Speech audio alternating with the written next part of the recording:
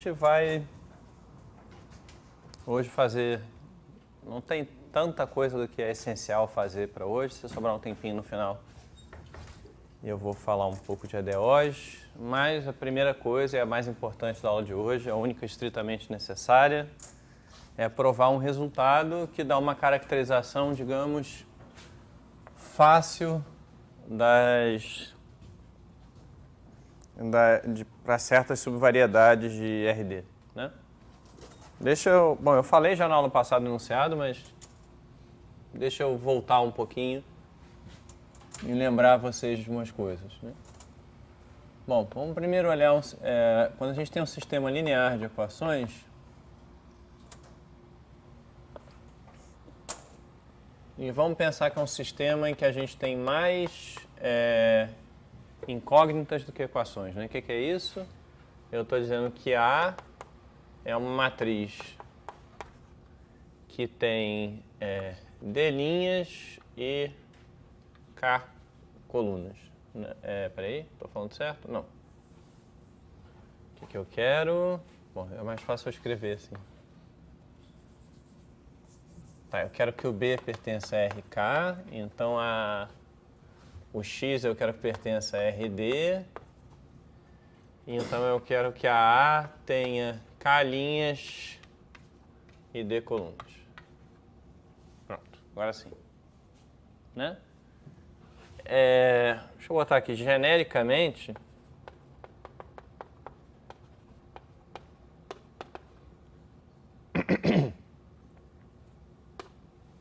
a A como transformação linear é sobrejetiva. Isso é uma observação. Quando eu digo genericamente, eu digo que quero dizer que o conjunto das matrizes A que são sobrejetivas é um conjunto aberto e denso no conjunto das matrizes aqui. Mas isso não é tanto importante para a gente. O importante para a gente é observar o seguinte, e eu já vou explicar isso aqui. Bom, então deixa eu mexer isso aqui para cá, senão eu vou começar a ocupar o quadro todo com essa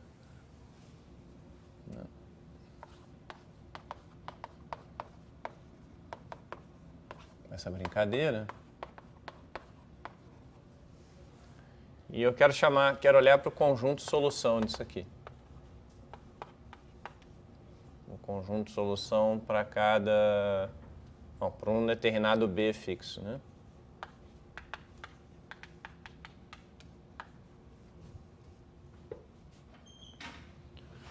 O que eu quero chegar é que se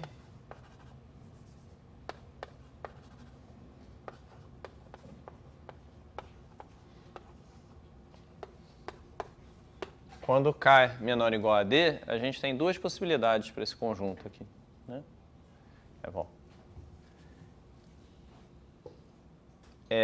Na verdade, bom, falei duas não, a gente tem muitas possibilidades, mas a gente tem uma possibilidade só se a gente supuser que a A é sobrejetiva, que é o seguinte, nesse caso aqui o conjunto S é um subespaço afim de dimensão M, que é a diferença de D para K. E, bom, vamos ver o que isso quer dizer, né? Bom, a primeira coisa que quer dizer é que para A ser quando a A é sobrejetiva, eu sei que esse sistema tem uma solução, né? O que eu estou procurando aqui?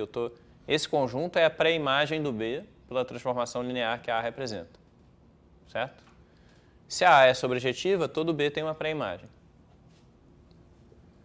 Mas a gente tem alguma coisa a mais aqui, né? Eu estou dizendo que esse conjunto aqui, essa pré-imagem do B, é um subespaço afim. Vou lembrar o que é isso. E eu estou dizendo a dimensão dele também. Bom, subespaço afim é fácil, né? Bom, subespaço afim... O que eu quero dizer é que o S é igual ao conjunto da forma x0, bom, x mais um certo, bom, sei lá, C, onde X percorre todos os elementos do S0 com C pertencente a RD fixo e S0 um subespaço. Bom, de fato, S0 é o núcleo da A. Bom, mas deixa eu tentar explicar isso aqui. O que eu estou dizendo é o seguinte, a gente aprende lá no curso de álgebra linear que quando a gente quer resolver um sistema não homogêneo, né, um sistema em que o B é diferente de zero, que a gente pode achar as soluções da seguinte maneira. Primeiro, a gente acha uma solução do sistema não homogêneo. E depois a gente observa que se eu pego uma solução e somo a ela qualquer vetor do núcleo, né, ou seja, no caso aqui o x do núcleo, isso continua sendo uma solução. Né? Então, essa uma solução do sistema é o C, e as outras coisas que você pode... O conjunto de soluções, então, é tudo que é da forma C mais elemento do núcleo. Então, vou botar aqui com AC igual a B e S0. Então, bom, em geral, né, esse cara aqui é um subespaço no sentido usual mesmo. E o S é uma translação desse subespaço. Eu estou pegando todos os elementos do subespaço e somando um vetor a eles. E isso, por definição, é um subespaço afim. Né? Isso aqui é uma translação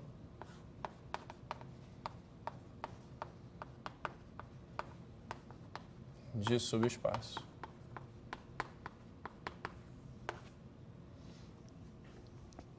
E, bom, qual é a dimensão do S, então?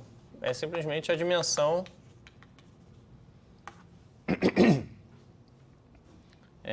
do núcleo da matriz, né?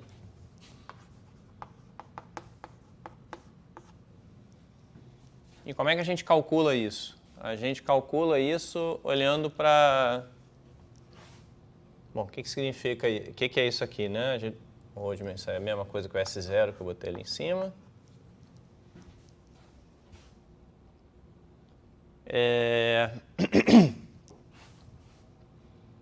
Bom, então o núcleo é o conjunto dos vetores x com ax igual a zero, né? Isso é a mesma coisa que se a gente escrever na notação de... Se a matriz A, eu escrevo ela assim, né? Digo que a primeira linha é o vetor A1, a segunda linha é o vetor A2, e bom, como ela tem K linha, é o vetor AK. Então, o x pertence ao núcleo. Se somente se ele tem produto interno zero com todos esses vetores aqui. E aí a gente pode olhar as condições para dizer, né? Bom, o conjunto, se pega uma das linhas aqui, por exemplo, A1, né? O conjunto dos vetores cujo produto interno com A1 é igual a zero é um subespaço de dimensão D-1, né? D é a dimensão ambiente, você está reduzindo uma dimensão.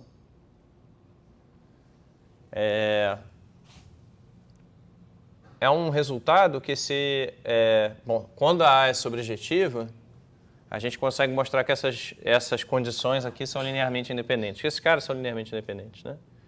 E isso aqui... Bom, na verdade é simples, né? O que eu estou dizendo é o seguinte.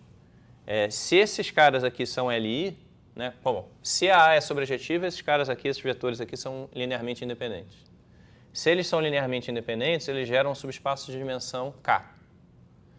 E o subespaço que a gente está olhando, o núcleo, é o complemento ortogonal desse subespaço aqui. Isso é aquele teorema de núcleo-imagem, né, que a gente tem, que o núcleo da A é igual à imagem da A transposta. Bom, então, se esse subespaço aqui tem dimensão K, o núcleo tem dimensão D menos K, que é o que eu chamei de M aqui. Tá, esse é o caso de sistemas lineares, né? Quando a gente tem sistemas não lineares, como é que o que a gente tem? Bom, a gente vai precisar de algum tipo de condição para recuperar esse resultado, para recuperar alguma coisa parecida com isso aqui.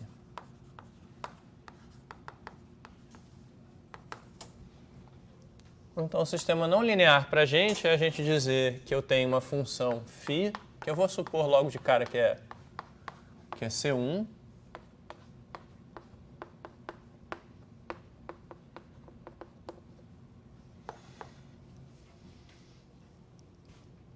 E o sistema que eu estou interessado em resolver é isso aqui, né? Φ de x igual a b. E, bom, nesse caso não faz muita diferença, eu posso tomar Bom, então deixa eu dar o nome para o conjunto aqui. M é igual ao conjunto do x em U, tais que φ de x... Bom, se eu fosse fazer igual aqui, eu tinha que dizer φ de x igual a um certo vetor B, né? Mas eu posso sempre, sem generalidade, supor que esse vetor é o zero. Isso realmente não faz muita diferença. Bom, por que isso aqui é um sistema, né? Porque se eu olho essa função φ coordenada a coordenada, eu tenho várias coisas desse tipo aqui, né? Eu tenho a primeira coordenada tem que ser 0, a segunda tem que ser 0, a terceira tem que ser 0 e assim até a késima, né?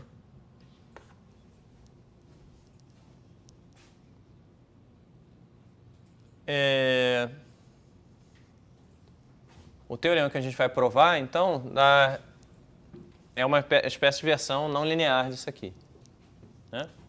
Então, vou escrever o teorema logo. Que é o seguinte.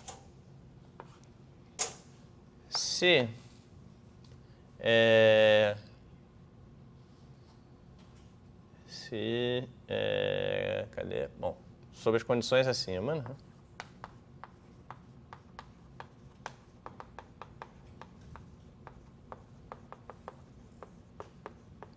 Se a derivada da φ é sobrejetiva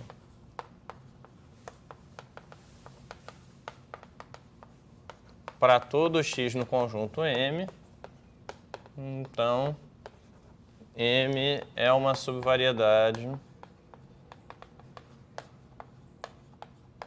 C1 de dimensão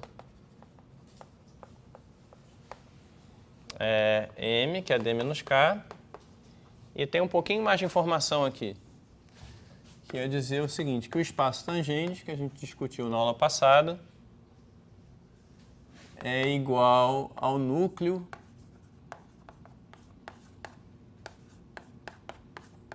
de P, φ de P, para todo P pertencente a M. Bom, o espaço tangente, na verdade, discutiu nas duas últimas aulas, né? Vamos lembrar um pouquinho o que é isso, né? Então, a primeira coisa é recordar a definição do espaço tangente. O teorema da aula passada principal foi a gente provar que tinha duas maneiras de se enxergar o espaço tangente. Uma era a partir da derivada da parametrização da variedade e outra era a maneira, digamos, intrínseca, a partir de curvas. Vamos lembrar a definição intrínseca, que é o conjunto de todos os vetores do RD, tais que existe uma gama menos epsilon em M, contínua, com gama de 0 igual a P, gama linha de 0 igual a V.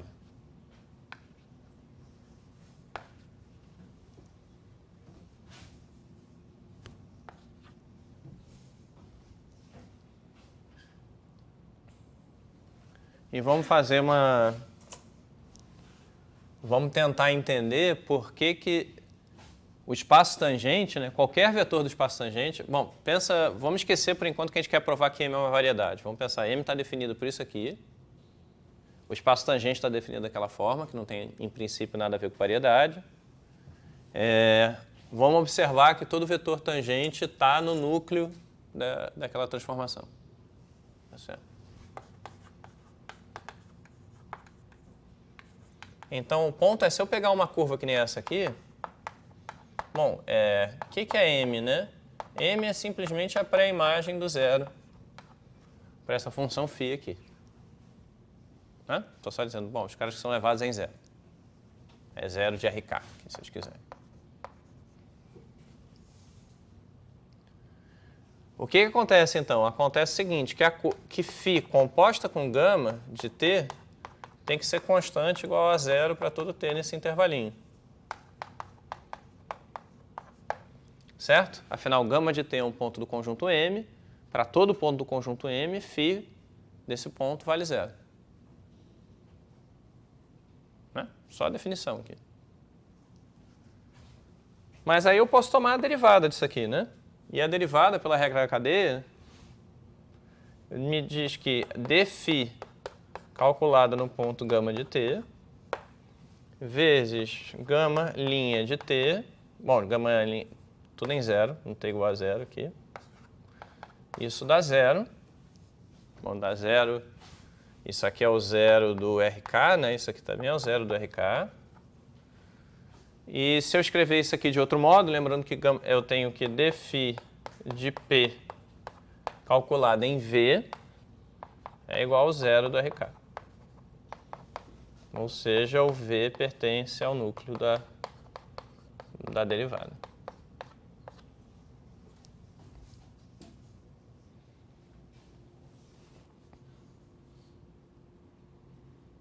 Né? Então, bom, o que isso está dizendo? Isso está dizendo que realmente, quando você toma um vetor tangente, contanto que a variedade tenha sido definida assim por uma função φ que é diferenciável, não precisa nem ser C1 para essa conta funcionar, né? Se a função é definida assim, então o espaço tangente em cada ponto de M está contido no núcleo da derivada da φ naquele ponto. O que a gente quer, então, é mostrar, bom, em primeiro lugar, que a M é mesmo uma variedade, e, em segundo lugar, a gente quer mostrar que o espaço tangente é o que a gente espera ali, né? Tá, bom, vamos por parte, né? Deixa eu fazer outra observação aqui antes de continuar, que é que essa condição aqui é uma condição importante, né? Quer dizer, ela tem até nome porque é uma condição que aparece em vários teoremas.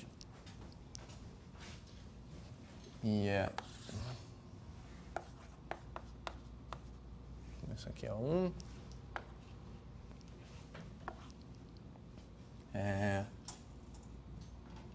Um ponto C em RK é dito valor regular. Vamos chamar de B, porque não chamei. Vamos lá. De φ. Se para todo cara na pré-imagem do C, a gente tem que a derivada é sobrejetiva.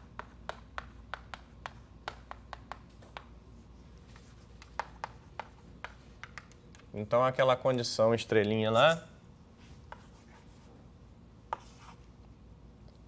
ela é a mesma coisa que dizer que o zero é valor regular, o vetor zero, né, valor regular.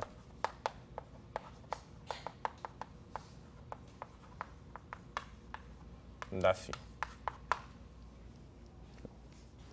Bom, então isso aqui é só para apresentar um nome que as pessoas... Ah, aqui não é C, é B.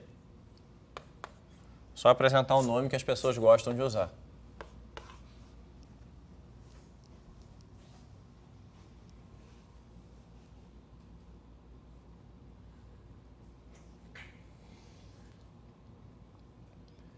E vamos observar também que, sob essa condição, né,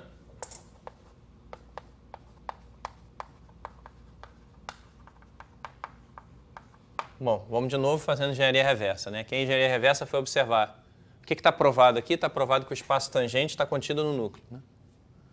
A gente quer que a variedade, a gente espera que a variedade tenha essa dimensão aqui, que é D menos K, né? Então, a gente espera que a dimensão do espaço tangente seja D menos K. Então, a gente espera que a dimensão do núcleo seja D menos K, né? Então, vamos observar aqui, bom, para D sobre... bom, para todo P pertencente a φ menos 1B, quando você tem uma transformação sobrejetiva, de novo, né, teorema de núcleo-imagem, né,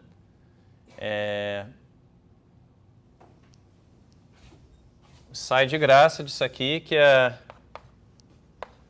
a dimensão do núcleo da dφ é igual a D menos a dimensão da imagem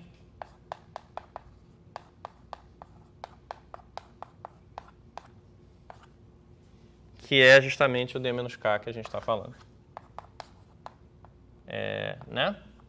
Porque se a transformação é sobrejetiva, a imagem é todo RK, né? A dφ é uma transformação de RD em RK.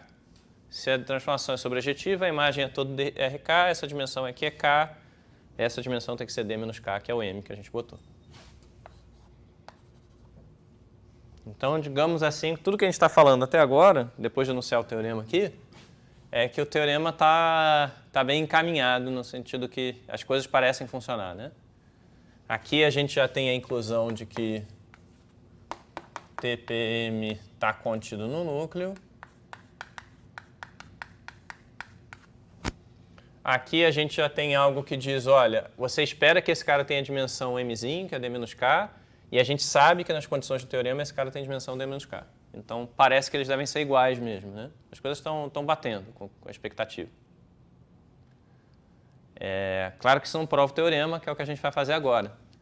E a prova que eu vou apresentar, bom, o que a gente tem que provar para dizer que uma coisa é subvariedade? A gente tem que apresentar uma parametrização para a vizinhança de qualquer ponto, né? Deixa eu botar aqui a definição, para a gente lembrar. Então, bom, a definição é algo assim, a gente quer pegar a nossa candidata à variedade, pegar um pontinho aqui, dizer que esse ponto tem uma vizinhança no espaço inteiro, né?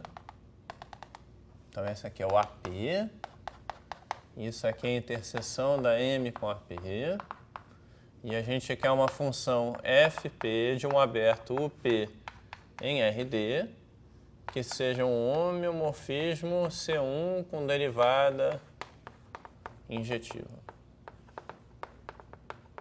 Isso tudo aqui a gente quer, né? Não estou dizendo que a gente já tem. Oi? RN, obrigado. E, bom, tanto o P quanto o AP são abertos, né? Às vezes, bom, aqui talvez não pareça muito aberto, mas também nem parece bola, mas enfim. Bom, esse cara tem que ser aberto.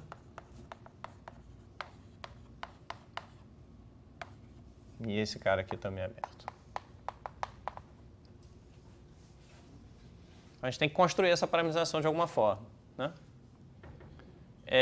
Vai ser conveniente para a gente construir essa parametrização de uma forma esperta, quer dizer, que a gente vai construir a parametrização e vai ficar mais ou menos evidente diretamente assim que a gente não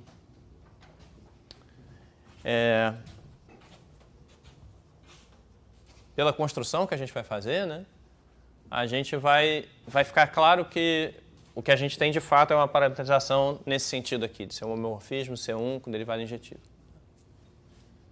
E de fato a maneira que a gente vai construir a parametrização é mostrando que a M é localmente o gráfico de uma função. Que a gente viu lá na primeira aula sobre variedade que gráficos de função sempre são variedades, a gente tinha a prova lá de que a parametrização funciona. A gente quer fazer isso, né? Mas tem um obstáculo para fazer isso que é, bom, a minha variedade está meio pequena demais aqui para eu apresentar o obstáculo, então eu vou ampliar. Quando eu tenho uma coisa assim, que dá voltas no espaço, se contorce, tipo, né? É o lençol, naquela hora que você vai arrumar a cama e fez assim com ele. Ele está todo torcido no espaço, você tirou uma foto, alguém tirou uma foto, né? Que é difícil tirar uma foto com o lençol na mão. Assim, é mais ou menos fácil de acreditar que não tem né? Não vai ter um sistema de coordenadas que isso aqui é um gráfico de uma função, de R2 em R, por exemplo. Porque qualquer linha vertical, para qualquer plano que você escolher, tem uma linha vertical que passa pelo lençol em mais de um ponto, né? A gente espera que o gráfico de uma função, eu tenho um plano aqui, tenho a coordenada na vertical, e se a minha superfície é o gráfico de uma função, para qualquer ponto que eu pegar no plano, tem um único ponto na superfície acima dele, né? E isso pode não ser verdade aqui.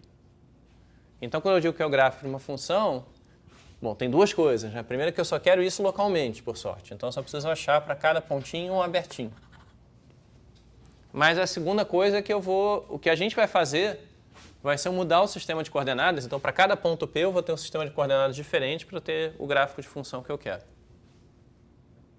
Certo? E isso vai ser fundamental para a gente. Bom,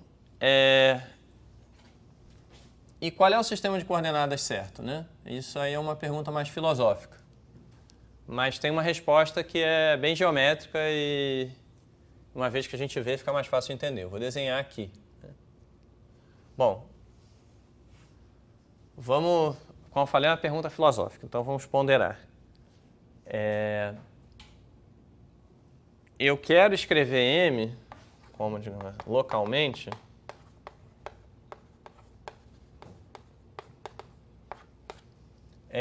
como gráfico de uma função g. Essa g, se a gente lembrar lá como é que eram as coisas, né? O que a gente mostrou é quando a gente tem a gráfico de uma função de Rm em Rk, então a gente tem uma subvariedade de dimensão m, né? Então, bom, a gente precisa de uma função de Rm em Rk, porque aí a gente sabe que o gráfico dessa g, né? Bom, aqui não é bem o Rm, é um aberto do Rm, mas não interessa muito isso pra gente. Vamos botar aqui.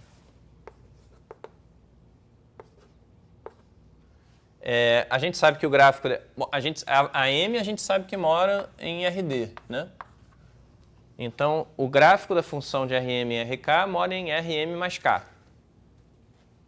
Né? E a gente quer que essas coisas batam. Então, a gente quer que M mais K seja igual a D mesmo. Bom, ou seja, a gente quer que a gente está com as expectativas certas sobre esses números aqui. Deixa eu lembrar o que é o gráfico, né? Talvez alguém... bom, se eu tenho uma G de V contido em RKD, em Rm para RK, o gráfico da G é um conjunto dos pares x, G de x, onde x pertence ao V.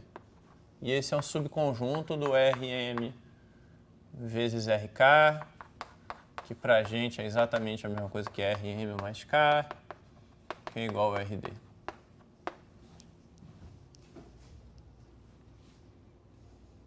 Né? Se eu quisesse ser muito correto, eu vou botar isomorfismo.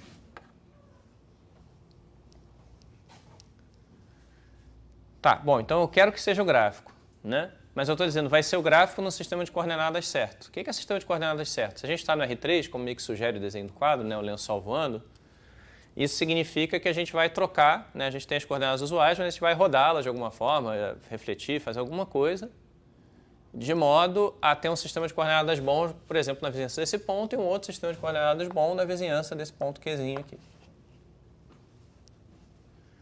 E, bom, no caso do R3, né, bom, como eu estou olhando uma coisa que eu espero que tenha dimensão 2 aqui, no caso do R3, então o que eu tenho que fazer é escolher qual é esse plano XY, né? Qual é o equivalente desse plano XY. E o que eu espero dessa escolha? Vou tentar desenhar alguma coisa aqui. O que eu espero dessa escolha é que, por exemplo, uma vez que eu pegar esse pedaço aqui e rodar da forma adequada, né? Tentar botar aqui um pedaço da variedade ao redor desse cara.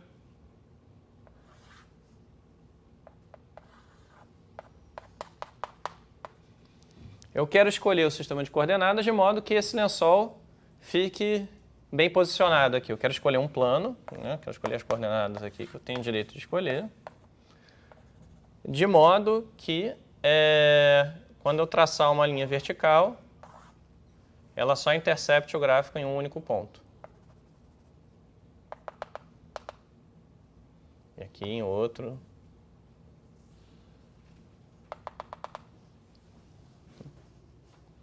Bom, tudo que eu estou falando é o que eu já falei antes, mais uma vez, né?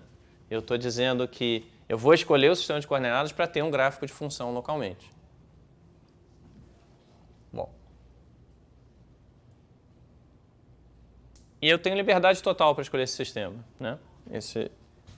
Então, bom, deixa eu dizer logo o que eu quero dizer, porque talvez seja mais fácil. Vai ser conveniente para a gente, se esse aqui é o ponto Q, em algum sentido, né, o sistema de coordenadas mais conveniente para a gente escolher, ou em algum sentido não, vai ser o sistema de coordenadas mais conveniente para a gente escolher é o sistema em que esse plano que está aqui embaixo é exatamente o plano tangente. E por que isso é verdade? Porque a gente espera que quando a gente desenha o plano tangente na variedade, ele é uma coisa bem coladinha aqui a variedade, né? É como se eu dissesse, numa vizinhança de Q, a variedade se parece muito com o plano tangente. Bom, vamos falar de novo. Qual é o problema de eu tentar escrever a variedade como gráfico de função? O problema é que você pode ter uma linha vertical em que a variedade passa mais de uma vez. Aqui. Por outro lado, se eu tomar esse plano aqui, se eu escolher o plano tangente com a minha referência, a variedade está tão grudada nele que dificilmente ela vai ter espaço para dar uma volta numa vizinhança do Q, de modo a que uma mesma linha vertical pegue a variedade mais de uma vez.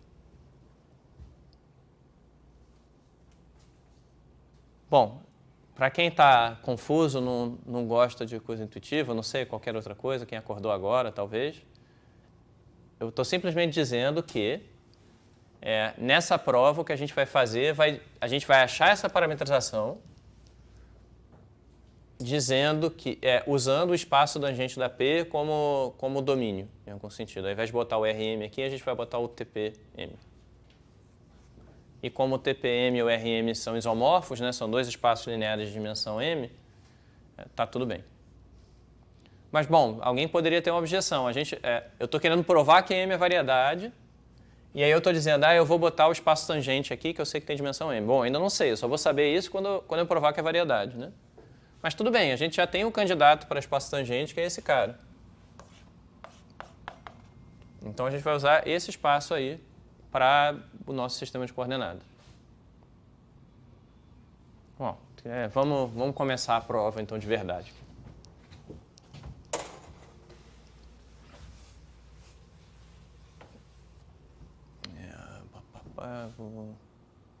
Desculpa. Sim. O sistema de coordenadas não é único, né? Não é único. Então existe algum outro? Eu posso perguntar qual sistema é melhor? Faz sentido? Como tudo na vida, você tem que primeiro definir o critério do que é melhor, e depois você pergunta qual é o melhor, né? Você pode pegar uma coisa do tipo, qual é a melhor aproximação da variedade por uma coisa que é um pedaço de um subespaço afim, por exemplo. E isso vai ser dado pelo espaço tangente, no sentido que se você for diminuindo o raio dessa vizinhança aqui do Q, no caso, né? O espaço tangente dá uma aproximação a menos de um erro, né? Imagina que esse raio é epsilon, o espaço tangente dá uma aproximação a menos de um erro, que é o Ozinho de epsilon, e nenhum outro subespaço vai dar. Mas isso é uma noção de melhor, né? Para a gente não... Eu acho que você entendeu isso, mas só para enfatizar, né? Para a gente não é muito importante que seja melhor, só é importante que funcione. Hoje, por exemplo, né? Outro dia podia ser importante, para outra razão, podia ser importante que fosse o melhor. Mas essa intuição de que algum sentido é o melhor é importante para a gente procurar esse cara, justamente, né? Então, isso é relevante para a gente, sim. Bom, então mas voltando, né? Eu vou fixar então os subespaços aqui que eu vou precisar usar, que são dessa forma aqui.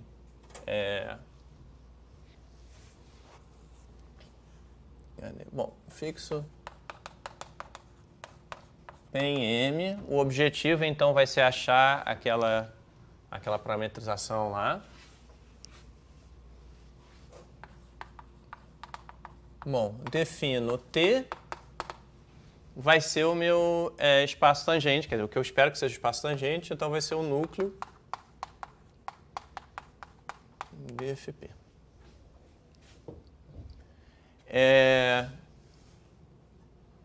Eu vou tomar vou olhar o TPERP aqui. Bom, esse cara, vamos fazer umas observações aqui antes de continuar. Esse cara aqui tem dimensão, como a gente já falou, tem dimensão N, certo? E B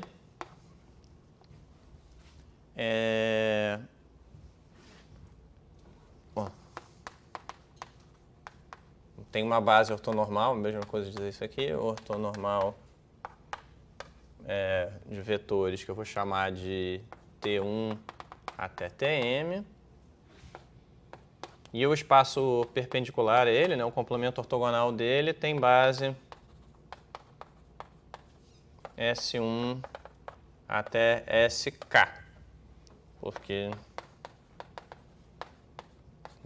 Bom, a base ortonormal também, embora não seja estritamente necessário tomar uma base ortonormal aqui. Então, O T é um subespaço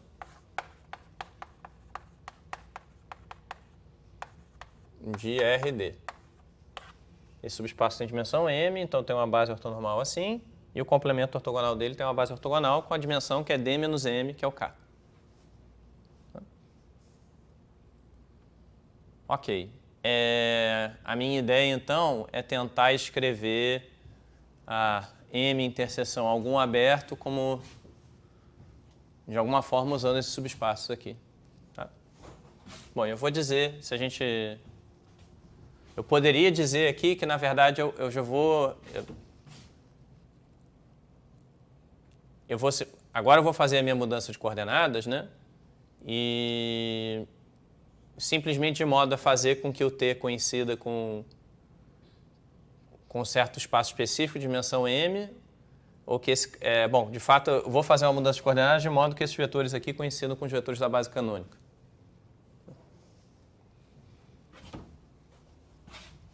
Mas deixa eu fazer uma outra observação antes disso, que vai ficar onde? Vai ficar aqui. Bom, talvez eu possa deixar ali mesmo, porque é só uma coisa para deixar marcado aqui. Que é um outro resultado de álgebra linear, que é o seguinte.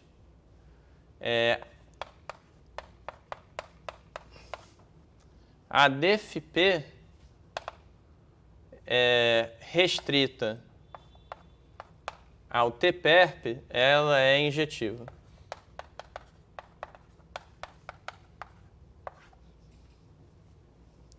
E vamos ver o que eu estou dizendo com isso. Bom, eu estou dizendo o seguinte, pega uma transformação linear, pega o núcleo dela, que é a T, né? E agora olha o que a transformação linear faz com o subespaço ortogonal ao núcleo. Eu afirmo que nesse subespaço ela tem que ser injetiva. Simplesmente porque se um vetor no espaço ortogonal é mandado no zero, então esse vetor ele tem que estar tanto no ortogonal ao núcleo quanto no núcleo, então ele é zero. Certo? Isso vai ser importante para a gente. Bom. Yes. Well, I haven't defined it yet. This is just a kind of an illustration of what the proof's going to do. So the proof, the actual proof starts here. Let me write here. Prova, and the proof starts here. Everything is just, over here is just hand waving, just intuition. So here's the proof. Yep.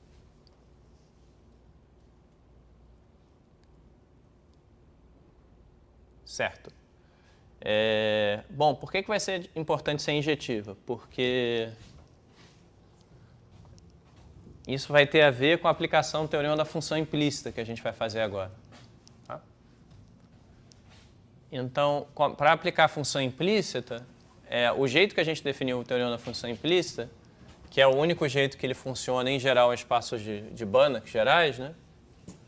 Foi alguma coisa assim. A gente tinha uma φ. Eu vou botar aqui φ só porque a gente vai ter que trocar. Não vai ser exatamente a mesma φ. Teorema da função implícita.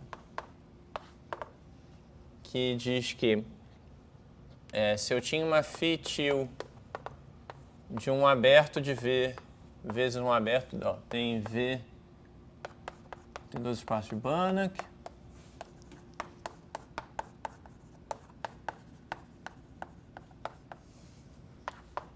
W, essa função é C1, e a gente tinha o teorema dizia assim, que se x0, y0 eram elementos desse domínio aqui, com a derivada da φ na segunda variável, né? Isso tinha uma definição específica que depois a gente vai lembrar, inversível,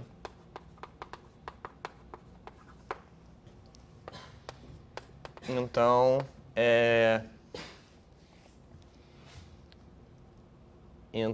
o conjunto φ, bom, esqueci de dizer aqui, se eu tinha dois pontos com φ de x0, y0 igual a 0 do W.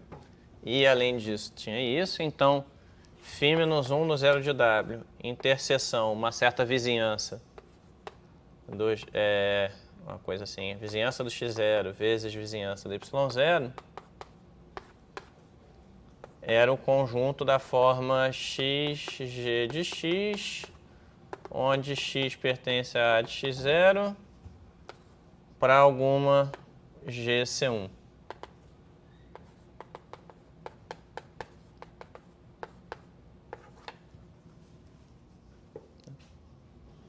O enunciado está um pouquinho diferente do que a gente falou, mas é a mesma coisa, que era basicamente que o teorema da função implícita prova quando você tem digamos assim, né?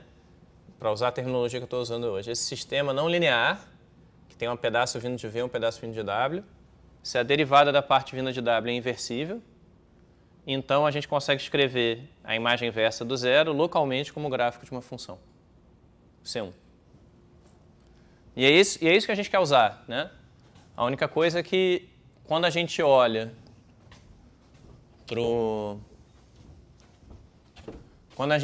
para o RD, ele não tem, o problema não tem exatamente essa cara produto que a gente está querendo fazer.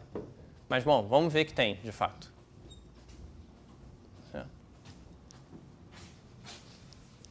Então, como é que a gente pode aproveitar esse enunciado aí, né?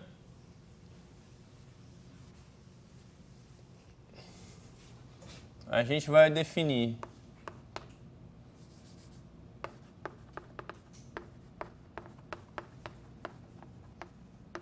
bom, tem várias formas de fazer esse passo técnico, eu vou tomar a seguinte. Eu vou simplesmente pegar esse enunciado e dizer que tem o V, o subespaço V, né? Ele é, o subespaço não, o espaço V é o T, o núcleo lá, com a norma usual.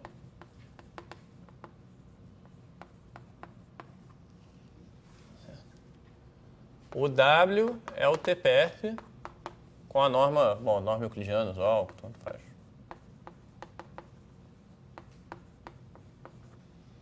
O meu aberto aqui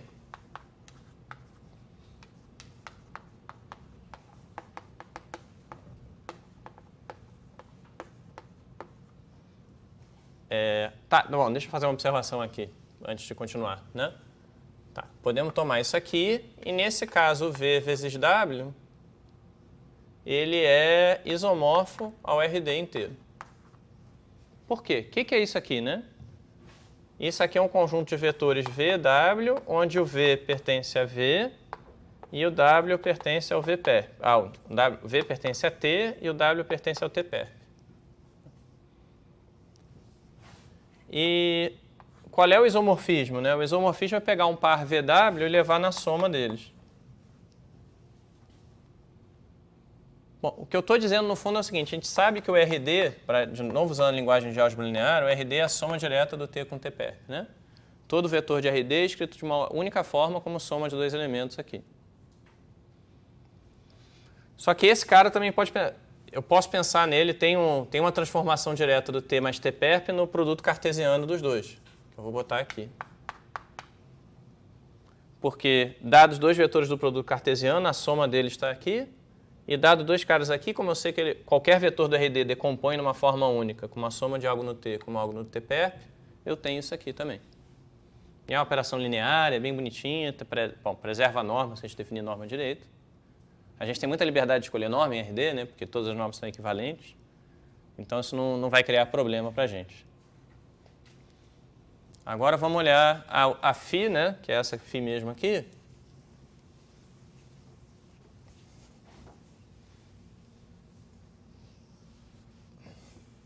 Então eu vou dizer o seguinte, tome, recorde isso aqui e tome vou chamar de UT, né? Eu tenho que ter esses dois abertos aqui.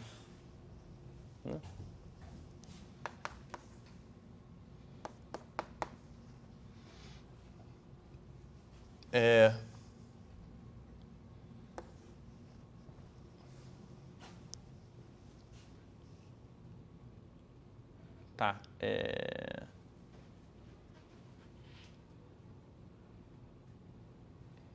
certo. Tá, bom, agora eu lembrei que eu defini a base ortogonal lá, e a utilidade de definir a base ortogonal era tornar isso aqui mais explícito. Então, deixa eu só dizer o que eu... deixa eu falar dessa forma, que talvez seja um pouquinho mais fácil de pensar.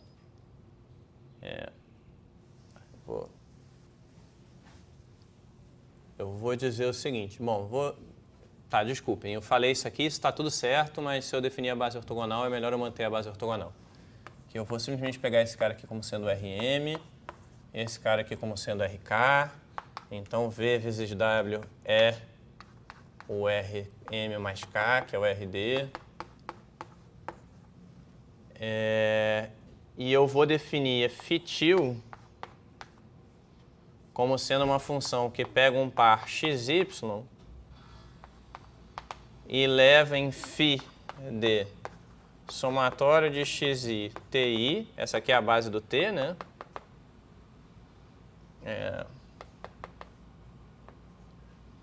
Até m, mais somatório de yj, sj, j igual a 1 até k.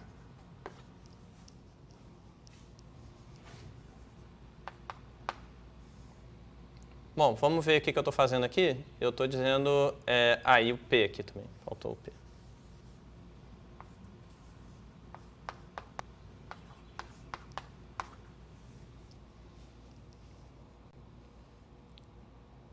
Tá, essa função aqui... Bom, peço desculpas que eu fiz uma volta aqui que eu não precisava. Essa função aqui, em primeiro lugar, o que eu estou fazendo? Eu estou dizendo o seguinte, bom... Quando eu escrevo assim, né, o x é um elemento do RM. Então, ele tem coordenadas x1 até xm, que eu estou somando aqui. O y é um ponto do RK, que tem essas coordenadas aqui. O que eu estou fazendo aqui, geometricamente, né? Eu estou pegando a variedade, estou pegando esse P aqui,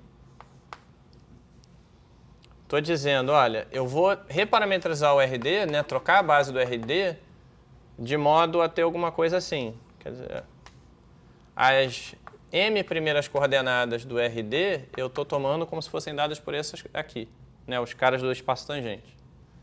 E as k coordenadas restantes eu estou tomando aqui.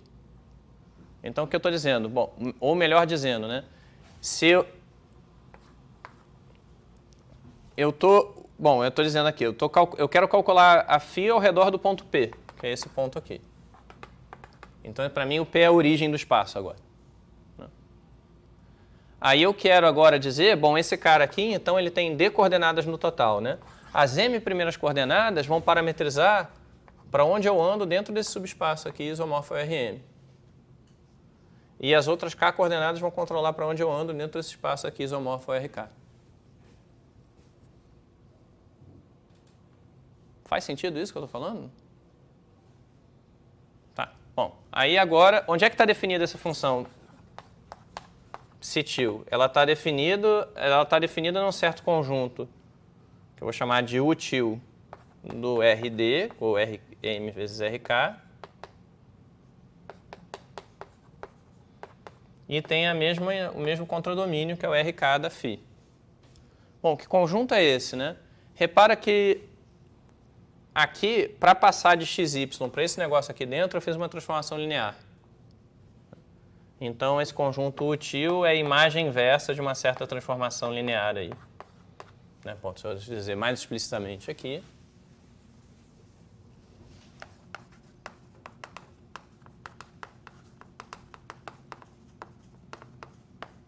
Desculpa, é uma transformação afim, né? Se R de xy é igual a P mais soma de xi mti mais soma de j igual a 1 até k yj sj. R é uma transformação afim e φ é uma transformação de R-1 de util para RK. R-1 de U, perdão, para RK. Φtil, a transformação de R-1 de U para RK, e esse cara aqui é o util.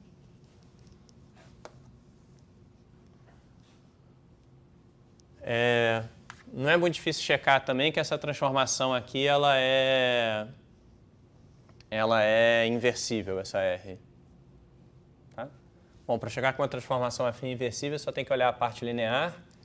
E essa transformação linear aqui corresponde a uma matriz cujas colunas, né, que são esses caras aqui, são todos ortogonais uns aos outros. Então é uma matriz ortogonal, portanto é uma transformação inversível.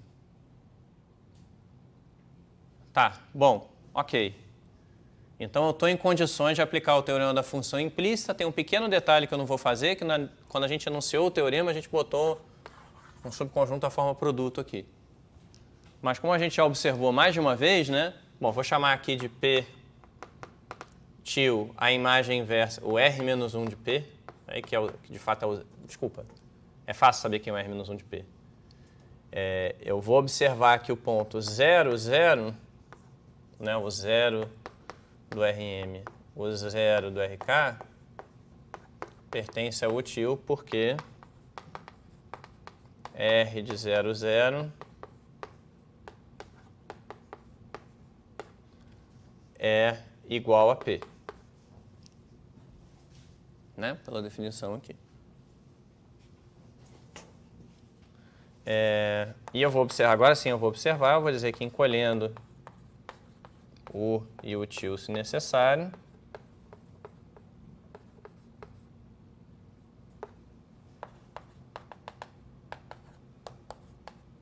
eu vou supor que esse conjunto tem uma forma produto aqui, que o util é igual ao produto de duas coisas, util M vezes util K. Isso é só para bater com a notação que a gente tinha antes aqui. Tá? O que eu quero dizer com encolhendo se necessário? Eu quero dizer, bom, esse ponto está dentro do aberto, então tem uma bolinha toda dele, ao redor dele que está dentro do aberto. Não é muito difícil mostrar que qualquer bolinha contém um produto cartesiano de bolas menores ainda. E são essas bolinhas que eu estou tomando aqui.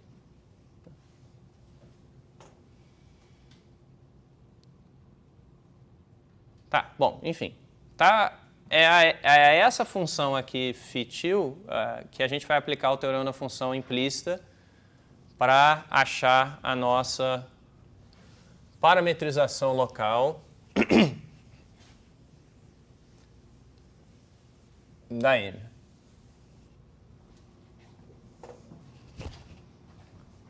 E vamos lá. Como é que a gente vai fazer isso? Observe que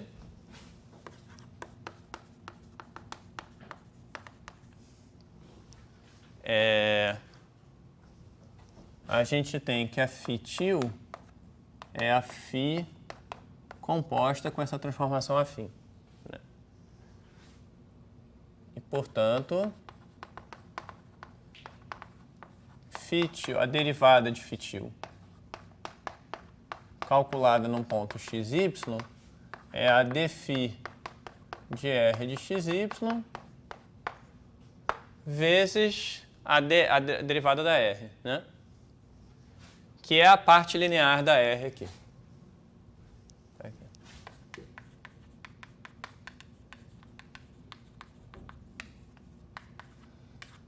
Que a gente sabe, bom, a derivada de uma transformação linear é a própria transformação, uma transformação afim é uma constante, mas uma transformação linear, né? Então só a parte linear conta aqui para isso.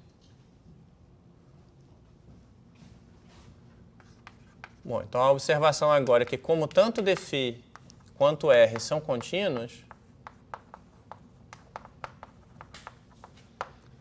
a derivada da φ-til também é contínua e, portanto, a φ-til é C1. C1 é a primeira condição que a gente precisa para aplicar o teorema da função implícita, né? Bom, além disso, a gente além disso, a gente já tem aquela compatibilidade de espaço. A gente precisa aqui de uma função de um aberto de V, aberto de W para o W, né? Aqui a gente tem alguma coisa assim, um aberto do Rm, aberto do Rk, e a imagem o contradomínio é o Rk. Então, a única condição que falta mostrar que se aplica para aplicar o teorema da função inversa é essa invertibilidade aqui da segunda derivada, né? da derivada nas segundas variáveis. Né? Bom, para isso a gente tem que lembrar como é que é a fórmula disso aí. A segunda derivada, por definição, é aquela transformação linear. Bom, eu vou calcular a segunda derivada em que ponto, né? Eu vou calcular nesse ponto aqui. Porque esse ponto aqui é o que é elevado no P, lá na variedade.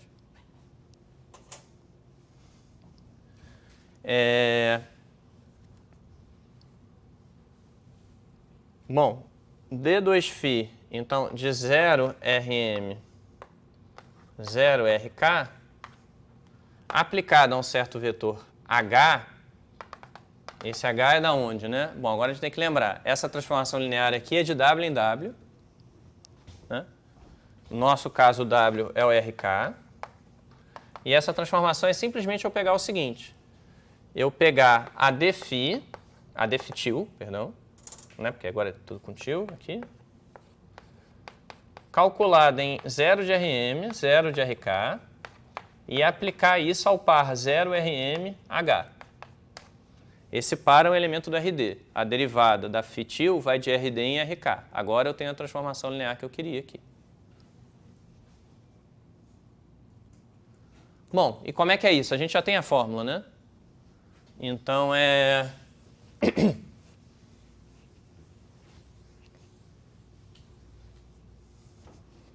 a fórmula talvez não esteja muito explícita aqui, mas vou escrever aqui de qualquer maneira. Isso é dφ, né, de R de xy, né? Quem são x e y nesse caso? São esses dois caras. Quem é R desses dois caras? É o P. Né? É essa fórmula aqui. Vezes a parte linear de R aplicada a 0H, 0 dRmH. Essa notação não está muito boa, mas é simples o que eu estou falando, né? Isso aqui é quase uma transformação linear. Eu só tenho que apagar esse pontinho aqui, né? Que não deixa ser linear, e olhar o que tem o resto aqui. Bom, agora a gente tem que pensar como é que a gente calcula o resto, né? A gente está calculando essa transformação linear num certo par xy. O par xy é aquele 0H. Então aqui é 0. E aqui vai ter as coordenadas do H.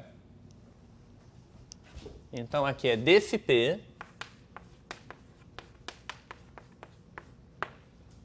aplicada ao vetor soma de j igual a 1 até k de h de j sj.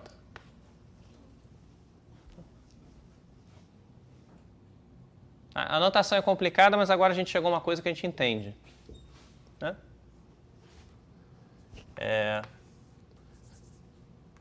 O que a gente quer mostrar? Né? A gente está interessado em mostrar que essa segunda derivada é inversível, ou seja, que a operação linear que pega um Hzinho em RK e leva nesse outro vetor de RK, que ela é inversível. Como é uma transformação linear de RK em RK, ela vai ser inversível se e somente se ela for injetiva. Ou seja, se e somente se o núcleo dela for 0. Então, vamos observar aqui que se H pertence ao núcleo da dφp, então a gente tem que dφp de j igual a 1 até k, hj sj é igual a 0 do RK. Só que a gente observou que, bom, em primeiro lugar, esses caras aqui são a base do T-perp, né? Que está lá no canto. E a gente observou que a dφ nesse subespaço ela é injetiva. Não é isso? Justamente, a gente pegou os vetores ortogonais ao núcleo e nesse espaço gerado pelos vetores ortogonais ao núcleo, a transformação é injetiva. Então, esse treco aqui é uma combinação linear de vetores ortogonais ao núcleo e, portanto, é um vetor ortogonal ao núcleo. Bom, a gente está dizendo o seguinte,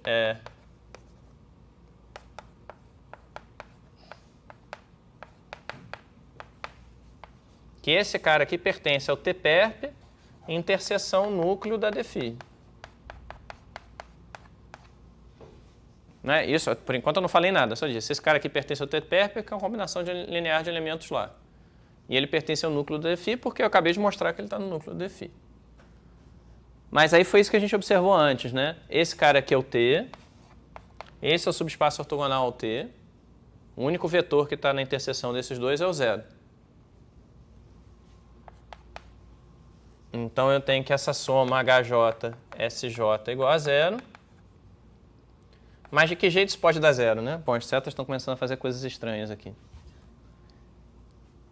De que jeito uma combinação linear de vetores ortogonais pode dar zero? Bom, se a gente calcular, ortonormais de fato, né? Se a gente calcular a norma disso aqui ao quadrado, vai dar a soma dos HJ ao quadrado. Para essa norma ser zero, você precisa que todas as coordenadas sejam zero.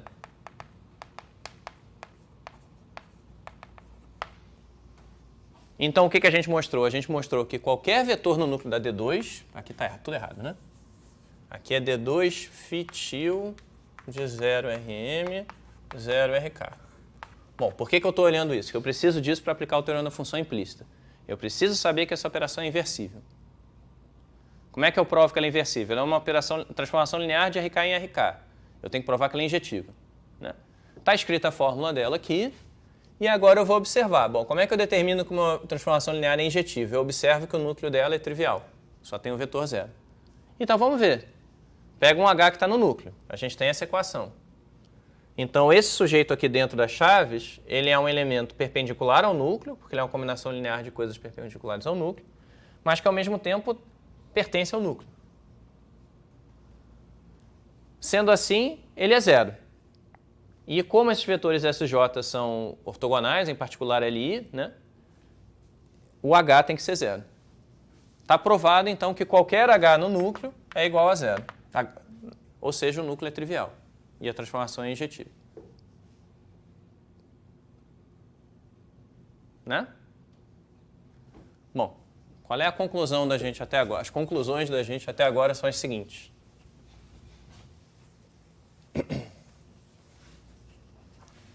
Que a φ-til, né, vamos juntar os pedaços. A φ-til, que é uma função φ composta com a R, que vai de algum aberto aí, UM vezes UK em RK, esse cara aqui está em RK, esse cara está em RM, ambos são abertos, e o importante é que essa função é C1. É importante para a gente que essa função é C1. No passo 2, a gente provou que dφ-til,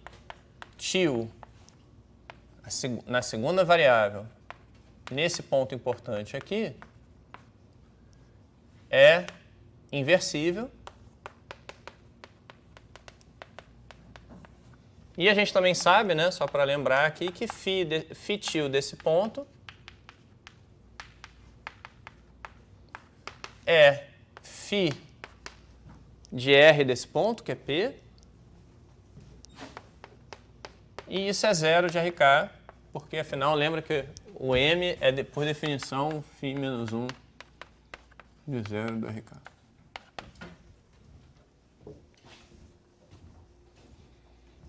Bom, tá, agora a gente tem o resultado que nos interessa, que é a conclusão do teorema da função implícita. Aqui está faltando um til, né? Então, vamos ver o que isso nos diz, tá certo? O que a gente consegue concluir agora?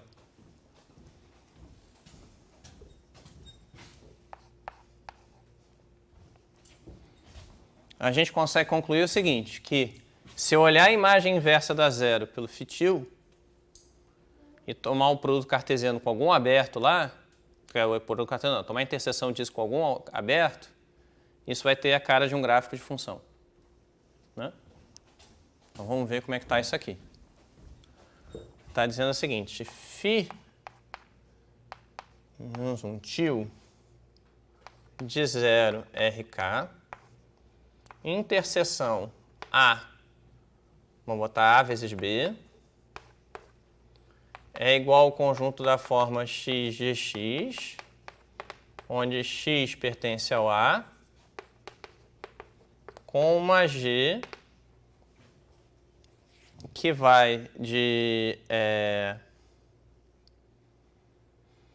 vai de quê?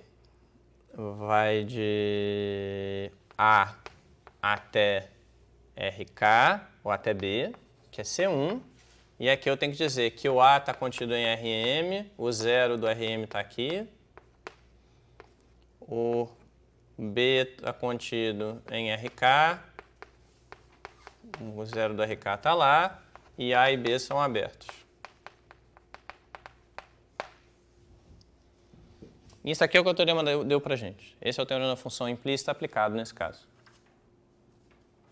Está quase lá, né? Por que está quase lá? Porque o que a gente quer descrever, quer dizer, por que não está lá ainda? Essa é a pergunta. O que a gente quer descrever não é a imagem inversa da φ-til, é a imagem inversa da φ. Mas elas são muito parecidas, né? Porque a φ-til e a φ são parecidas.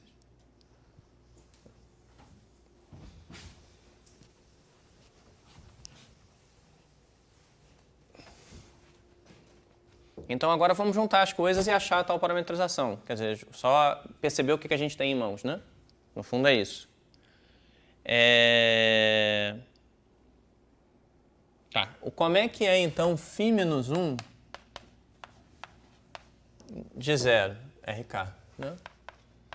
Bom, eu estou olhando a imagem inversa disso aqui, de duas transformações, né? Quando eu inverto duas transformações, para pegar esse conjunto que é a imagem inversa, eu inverto a ordem aqui também. Então, tá, não, mas eu estou dizendo isso aqui. A φ-til, veja aqui. φ-til menos 1 é R menos 1 composta com φ menos 1 de 0 RK. O que é muito bom, porque esse conjunto aqui é exatamente a M que nos interessa. Né? R menos 1 de φ menos 1 de K.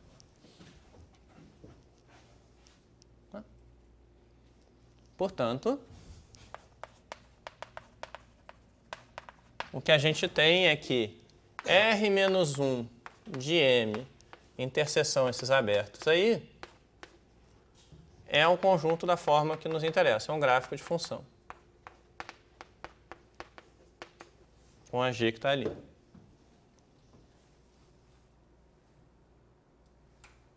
Certo?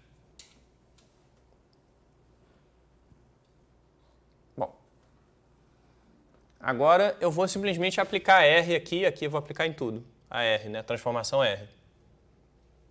Então, vamos lembrar que eu falei, né? Não escrevi.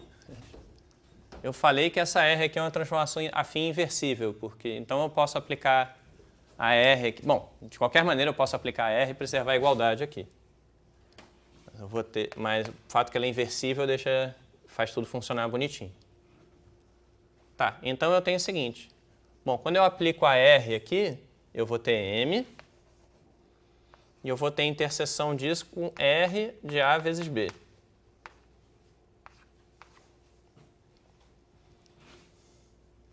E isso igual a um certo conjunto, né?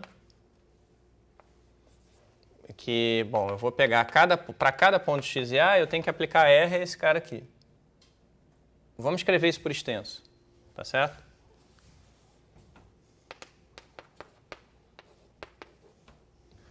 O que é aplicar R a alguém, né? Quer dizer, primeiro eu boto P.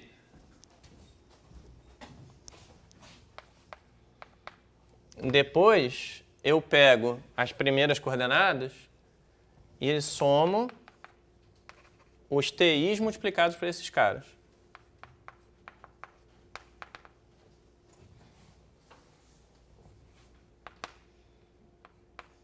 E depois eu pego as últimas coordenadas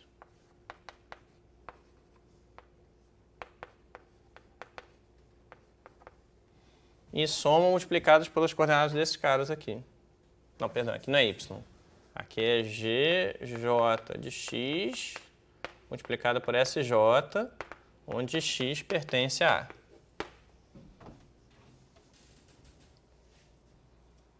Está quase lá.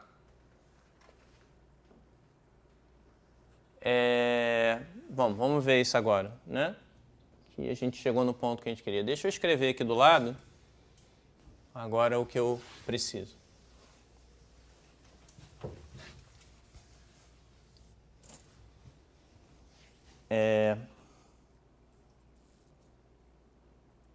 Certo. Então, eu estou dizendo o seguinte. Bom, defina. O que eu quero, né? Eu quero uma FP indo de um certo aberto contido no Rm para a variedade interseção certo aberto aqui. Bom, aberto. Aberto. Tá? Tem que definir quem são os abertos e depois checar as propriedades. Bom, eu vou dizer. Esse aberto aqui é o A. Bom, não estou riscando, estou trocando aqui. É o A. Esse A aqui. Esse outro aberto aqui é R de A vezes B. Como é que eu sei que R de A vezes B é aberto? Bom, A vezes B é um aberto, né? Porque é um produto cartesiano de abertos. R é uma transformação afim inversível. Em particular, ela é contínua e tem inversa contínua. Quando qualquer transformação contínua, quando você pega a imagem inversa de um conjunto, é um aberto, né? Mas se a R tem inversa contínua, então R do aberto é aberto também. Esse cara aqui é aberto porque R menos 1 é contínuo. Bom, como é que eu escrevo a fórmula de FP de x? Bom, a fórmula de FP de x está escrita aqui. É essa fórmula. Né? Se eu quiser, eu posso escrever isso como sendo R do par xg de x, que é essa fórmula que está aqui. É P mais a soma de igual a Tm de xi Ti mais a soma de J igual a TK GJX SJ. Certo? Tá tudo bem definido? Tá, né? Porque a R está definida para qualquer ponto, X... Bom, para qualquer ponto de A, isso aqui está bem definido. Ok.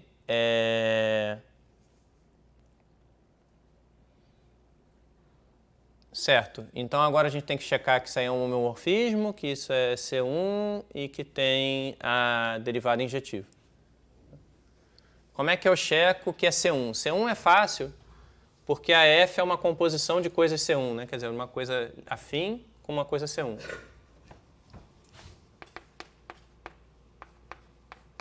Bom, então R é afim e G é C1.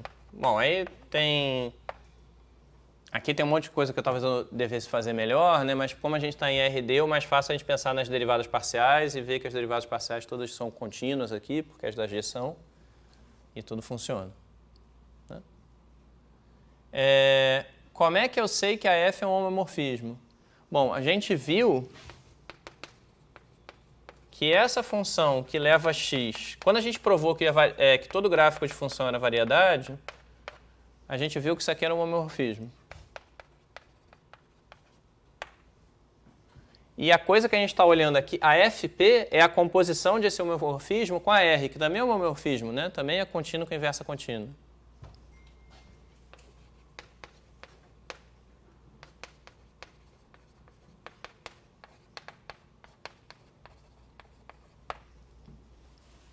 E a gente viu também que essa aplicação aqui, ela tem, chamada de psi, né? D psi é injetiva sempre, né? D psi de x é injetiva.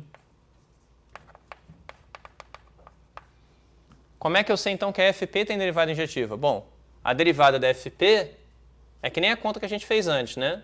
A derivada da FP é a derivada da R aplicada à derivada composta com a derivada da psi. A derivada da psi é uma operação linear injetiva.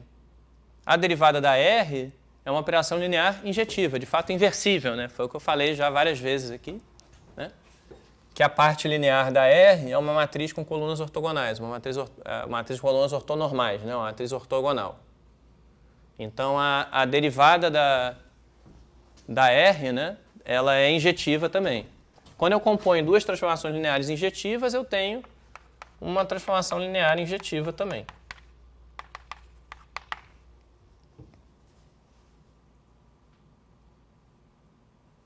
Bom, E isso acabou, né, a prova, porque esse aberto aqui da variedade, a única coisa que estava faltando checar, a rigor, é que o P pertence a esse cara aqui.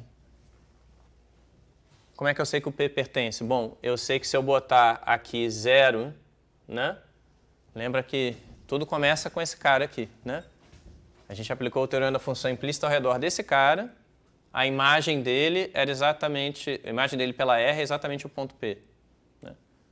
Então, como esse cara aqui está no aberto A vezes B, a imagem dele por R está no aberto R de A vezes B.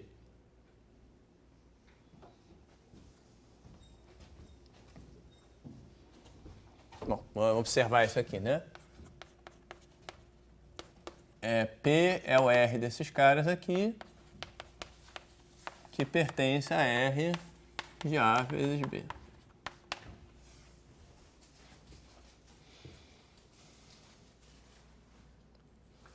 Bom, tá, a prova é um pouquinho dura, né? Mas no fundo, deixa eu voltar à intuição geométrica. Bom, não é tão duro assim, podia ser pior. Mas deixa eu voltar à intuição geométrica. O que a gente fez aqui, né? Se eu quisesse enganar vocês um pouquinho mais do que eu engano de costume, eu teria dito, olha, vamos supor, sem perda da generalidade, que o nosso sistema de coordenadas que o nosso sistema de coordenadas para o RD, onde a variedade vive, é tal que o espaço tangente corresponde ao subespaço Rm vezes 0, RK, ou seja, o espaço tangente é o espaço dos vetores que tem as k últimas coordenadas iguais a 0, né? E aí a gente saberia que o perp dele é o espaço dos vetores cujas m primeiras coordenadas são iguais a 0. Eu podia ter dito, por uma mudança de coordenadas a gente chega a isso aqui. E a gente pode supor também que o pzinho é igual a 0, se a gente quiser. Fazer isso foi exatamente o que essa transformação afim fez aqui. Se a gente pensar, né, em termos de álgebra linear, de geometria, o que essa transformação linear faz? Ela faz exatamente isso. Ela permite a gente trabalhar num sistema de coordenadas em que o T é esse espaço e o T perp é isso. Mais ou menos. Né? Como é que você troca de sistemas de coordenadas ortonormais em RD? Bom, você faz uma transformação ortogonal e uma translação, que é exatamente o que está aqui. Então, o trabalho mais sujo da prova foi exatamente dar conta dessa transformação ortonormal, dessa transformação afim. Uma vez feito isso, o teorema da função implícita se aplica exatamente como a gente queria. Né? Então, bom, antes eu defini o teorema da função implícita dizendo assim, se essa derivada parcial é inversível, tudo funciona. Né? Agora eu poderia renunciar ao teorema da função implícita dizendo, quando você tem aqui Rm, Rk, né? Esse cara continua em Rm, esse cara continua em Rk, e esse aqui é o Rk, então você não precisa checar que a segunda derivada é inversível. O que basta você provar é dizer o seguinte, que se a derivada é sobrejetiva, então você tem isso aqui em algum sistema de coordenadas. Foi essa basicamente a conta que eu fiz. Bom, dizendo de outro modo, né?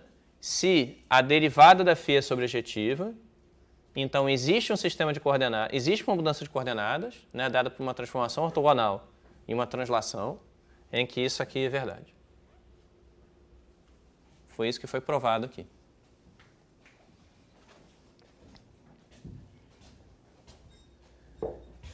E aí, pois é. Bom, e aí uma vez que a gente tinha tudo isso, como a fp, então, a rigor, ela é aquela função do gráfico, né? Aquela que desenha o gráfico, né?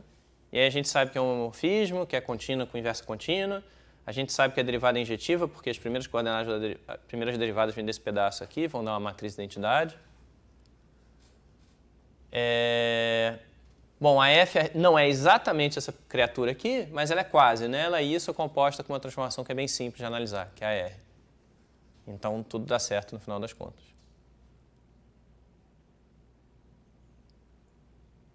Tá bom, eu provei o teorema, eu quero só mostrar... Eu ia tentar fazer alguma coisa de ADO, mas não vou não. Só quero mostrar uns exemplos de aplicação disso aí, que né, é chato provar um teorema e não ter exemplo de aplicação. O primeiro exemplo, como exemplo para várias outras coisas, né, é a esfera. Né?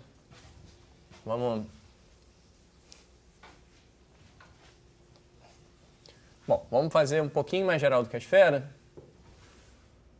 uma classe importante de exemplos, a gente tem essa coisa super geral que a gente pode pegar uma phi de um aberto em RD em RK para K qualquer, né? Mas uma classe importante é quando a gente pega o R. Então, e a gente olha para a imagem de algum ponto, né? Então, por exemplo, o SD-1 é o φ menos 1 de 0. Bom, 0 do R. Não vou dizer quem é. Onde a φ de x é simplesmente a norma ao quadrado do x menos 1. Não é isso? O que eu quero observar agora é que, nesse caso aqui, a condição que você precisa checar para saber se você tem uma subvariedade, né? C1 aqui, é uma condição bem simples de escrever. Então, a pergunta é quando... Bom, vamos lembrar o que diz o teorema. O teorema diz o seguinte, que se o zero é o valor regular da φ, naquele sentido que a derivada é sempre sobrejetiva, se o zero é valor regular, então φ menos 1 de zero é variedade. Então, aqui eu estou interessado, né, numa variedade que, se for variedade mesmo, tem dimensão d menos 1, né, que é d menos a dimensão daqui.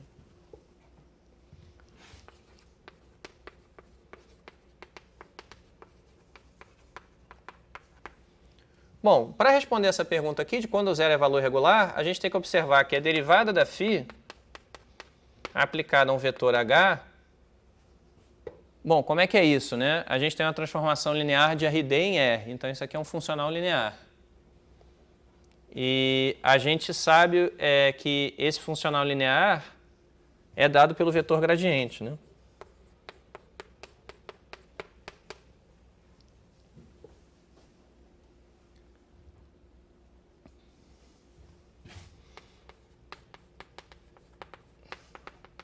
E esse funcional linear ele é sobrejetivo se e somente se o gradiente é diferente de zero. Bom, de fato, quando você tem um funcional linear, né, de RD em R, ou seja, a gente sabe que todos os funcionais lineares são dados por vetores, a gente viu, né, produtos internos com vetores. A gente, por exemplo, viu isso nesse curso lá para trás.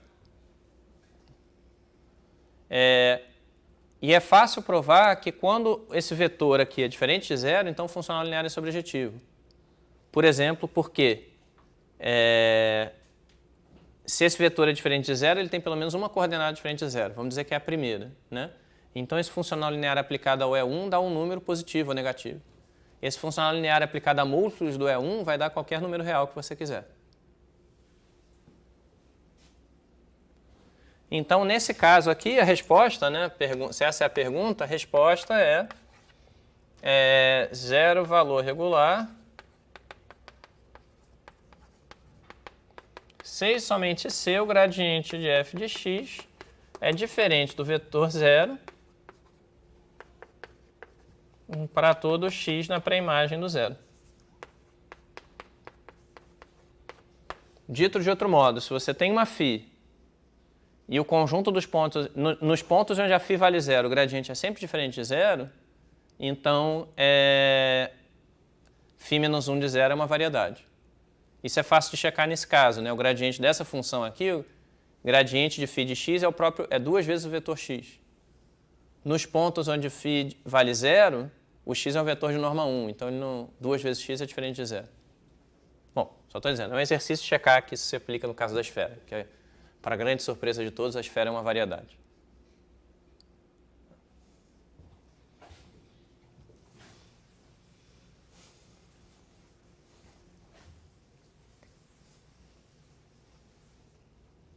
Bom, aí a gente pode olhar, a gente tem esse caso mais geral aqui, talvez, vamos, que é o caso de φ, de U, do RD para RK, né? E ao invés de usar a notação usual, deixa eu dizer o seguinte, que φ de x, eu vou escrever em termos de funções assim, φ1 de x, φk de x, onde cada... Não, então essas são aquelas funções coordenadas que a gente normalmente escreve assim só porque fica um pouquinho mais bonitinho.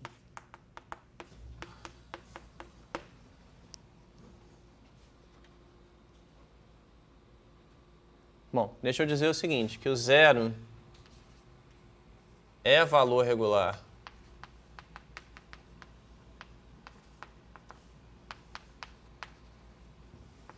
de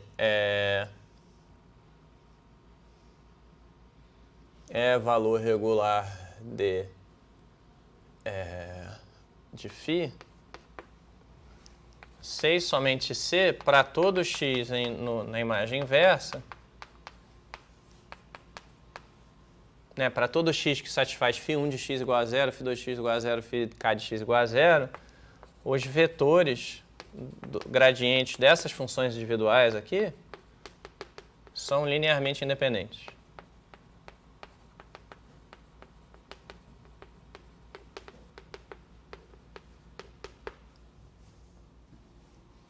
Que é muito parecido com o resultado que a gente teve para a matriz lá atrás, né?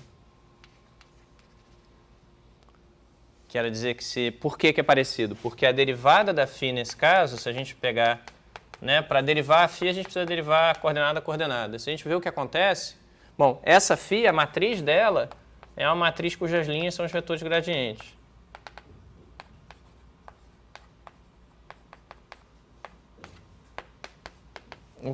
Então, essa derivada é simplesmente eu pegar os produtos internos do H com gradiente de φ1 até o gradiente de φk. Assim.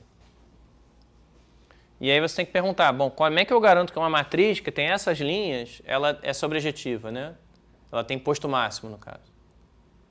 Bom, o critério é as linhas serem linearmente independentes. Isso é álgebra linear de novo.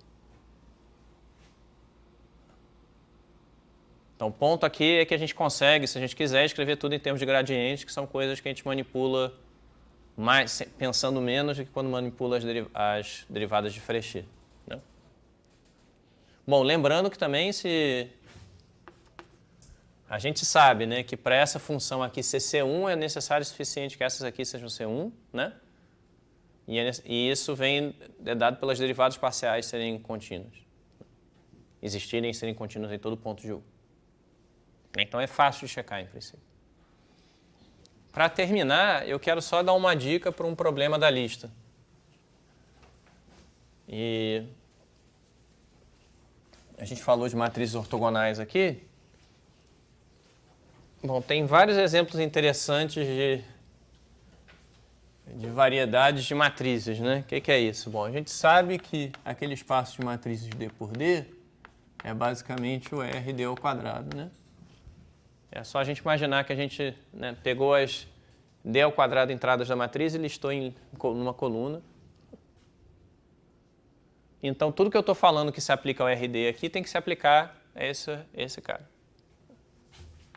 O grupo ortogonal,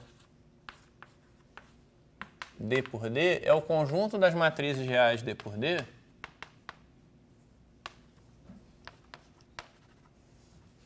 que satisfazem isso aqui.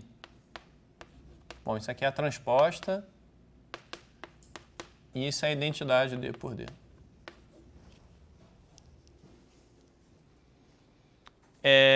A gente pode expressar essa condição de outra forma também, que é a seguinte, que se a gente escreve as colunas da A agora, né?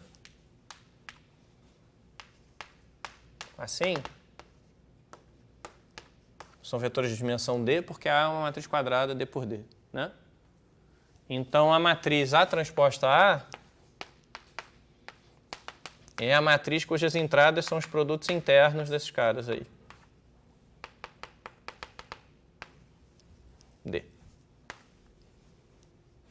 E, portanto, a A é um elemento do grupo ortogonal. Se e somente se os vetores A1, AD são ortonormais. Porque como a matriz de identidade tem uns na diagonal e zeros fora dela, né? Isso significa que você quer que o produto interno seja zero se I e J são diferentes e seja 1 se I e J são iguais. A gente falou de transformações ortonormais, de transformações ortogonais agora há pouco, né? Então esse é um exemplo bom para conectar o que a gente estava fazendo. Aquela transformação R era a soma de uma translação com uma transformação daqui. porque as colunas da matriz, se a gente escrevesse a matriz, as colunas da matriz seriam ortonormais, assim. Tá, a afirmação, então, é que o O de D é uma subvariedade do RD vezes D. E tem várias formas de tentar ver isso, mas bom, então como é que é a afirmação? Esse é o exercício da lista, né? Eu quero só dar uma dica.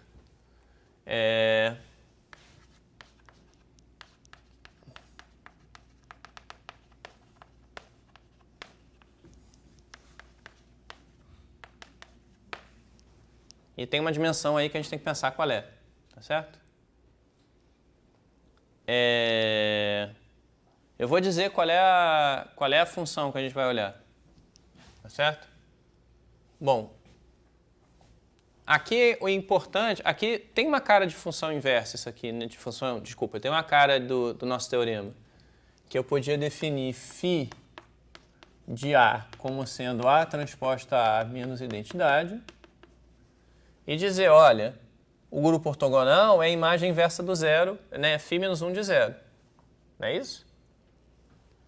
Se a gente fizer assim, a gente tem um pequeno problema, que é o único mistério por trás desse exercício, que é o seguinte,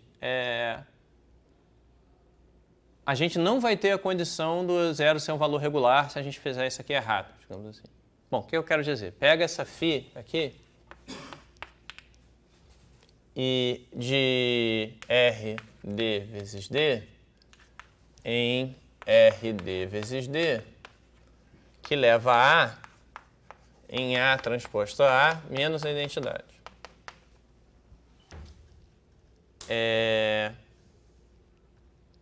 A gente tem que o grupo ortogonal é φ menos 1 do elemento zero do espaço de matrizes.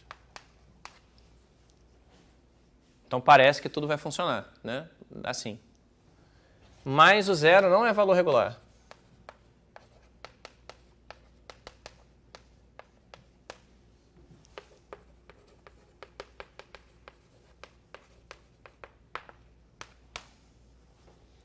E isso, em algum sentido, tem a ver com o seguinte, repara que, assim, bom, eu vou dizer as duas formas são exatamente a mesma coisa. Repara que φ de A, quando eu calculo essa expressão aqui, isso aqui não pode, essa função não é sobrejetiva, certo? Porque ela sempre vai te dar uma matriz simétrica. Né? Aqui, se eu transfizer a transposição, vai sempre dar uma matriz simétrica. E, em particular, a imagem da derivada, né? A imagem da derivada, se a φ só toma valores nas matrizes simétricas, é fácil mostrar que dφ de A é uma transformação linear desse espaço que sempre leva em matrizes simétricas. Então não tem como ser sobrejetiva. Né? Mas a razão para isso fica clara. A razão é porque quando a gente olha, por exemplo, para isso aqui, é sempre legal a gente pensar as coisas em termos de equações. Né? Tipo, aqui tem um sistema de equações. Eu quero que as colunas distintas sejam ortogonais e colunas iguais, e cada coluna tem a norma 1. É isso que isso aqui está dizendo. E eu estou escrevendo isso aqui como um sistema de D ao quadrado equações, né? No sentido que tem D ao quadrado números do lado de cá. Mas é claro que um monte dessas equações são redundantes, que eu estou dizendo, olha, eu quero que o produto interno da coluna I da coluna J seja zero e o produto interno da coluna J com a coluna I seja zero. Que é exatamente essa simetria que eu estou falando, né? Bom, então tem duas alternativas. Aqui, um conserto para isso é você pensar que a φ vai de RD vezes D para o espaço das funções, para o subespaço feito das funções simétricas. E aí tem um trabalhinho a ser feito para as coisas funcionarem. Porque a gente está fugindo um pouco, né? Quer dizer, o ponto é que isso aqui... Bom, como é que você define uma matriz simétrica? Você tem que definir as entradas da diagonal, as entradas abaixo da diagonal e as de cima já estão definidas, né? Então, esse cara aqui é um espaço de dimensão D vezes D mais 1 sobre 2. Ou você faz assim, ou simplesmente você escreve as equações coordenada a coordenada, né? Define uma φ de x, que é a mesma coisa, na verdade. define assim, funções do tipo φ e j de x, de A, como sendo AI interno a j, se I é diferente de j, né? Pensando que a A é uma matriz com essas colunas. Define φ de I de A como sendo AI ao quadrado menos 1. Observa que A pertence ao grupo ortogonal. Se e somente se eu tenho φ e j de A igual a 0 para todos os índices 1, I menor ou igual a J, menor ou igual a D. Então agora eu já tenho, né? Eu não estou contando duas vezes a mesma restrição aqui, que eu estou botando I menor ou igual a J. E aí agora você pode tentar aplicar esse critério dos gradientes aqui. Calcular os gradientes, né? Ou seja, calcular derivadas parciais aqui. Aqui a gente tem d ao quadrado variáveis, tem que calcular todas as derivadas. Aqui é norma ao quadrado, né? Perdão. Calcular as derivadas parciais, a gente vê que aparecem coisas que são, digamos assim, bonitinhas. E aí a gente consegue mostrar... Bom, então eu posso pensar na função... Agora é a mesma coisa, realmente. Mas você pega a função que vai de RD em RD e leva num R... Bom, quantos índices tem aqui? Vai ter justamente D vezes D mais 1 sobre 2, que leva a A na lista de todos esses valores φ, J, I de A.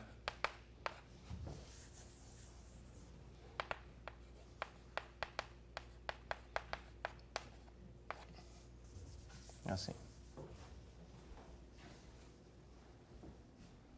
Bom, uma vez que você faz isso, aí eu prefiro esse jeito aqui, porque a conta sai um pouquinho mais limpa de escrever, a gente já sabe, não é difícil, isso aqui é tipo uma coisa quadrática, não é difícil achar qual é a derivada desse cara aqui. A derivada de Frechet é fácil, a derivada, se a gente escrever assim, aplicada a um H, é simplesmente H transposto vezes A, mais A vezes H, mais A transposto vezes H.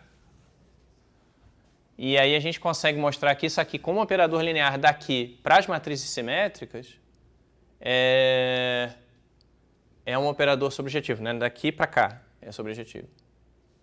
Ou seja, dada qualquer matriz simétrica M aqui, eu consigo escrever com essa cara. E... Eu acho que está escrito ao contrário o sinal. Onde? Essa dimensão. D mais 1 sobre 2. Acho que... Será que eu botei... Ah, não, na lista então, devia ser D menos 1 sobre 2. É fácil mais ou menos ver qual é a dimensão do grupo ortogonal fazendo uma conta meio furada, mas que dá o resultado correto, que é a seguinte, olha. Esse cara aqui, a gente sabe que ele tem norma 1, não é isso? Então ele mora numa esfera de dimensão D menos 1. Tem D menos 1 graus de liberdade aqui.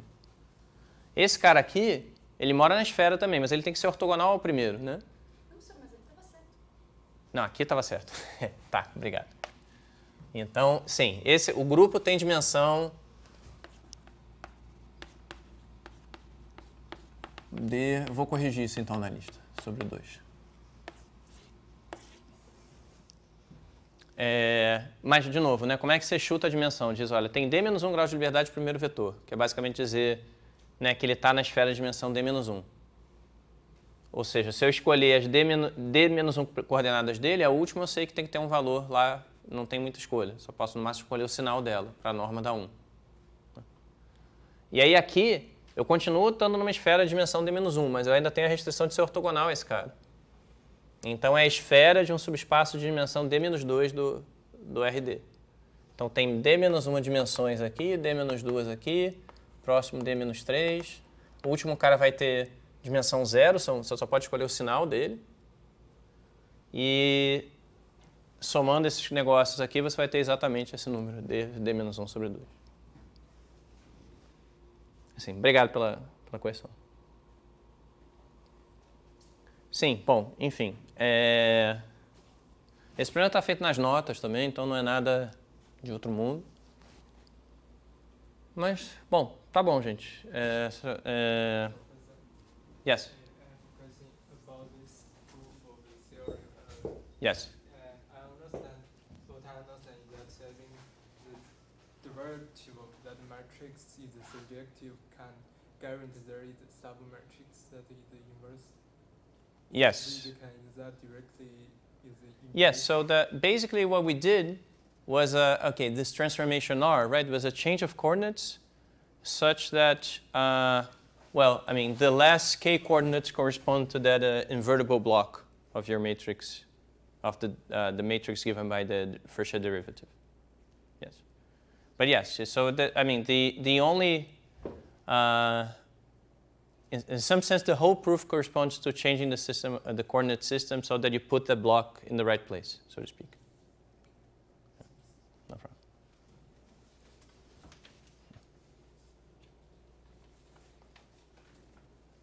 Bom, a não ser que tenha alguma outra pergunta, acho que o curso acabou. O exercício Tá. 4 ele não tá bom. Eu acho que aqui É? tem que ser linhas em vez de colunas. A chance de eu confundir linha com coluna, P com Q, essas coisas assim, é bem alta. Então, é a combinação linear das colunas. Sim, porque o gradiente é ortogonal ao núcleo, então é a combinação linear das colunas. Sim, isso. Tá. Aqui tem que ser linhas, porque as colunas são vetores em RD. E esse cara aqui é Bom, vamos ver aqui. Gradiente, o gradiente Hzinho.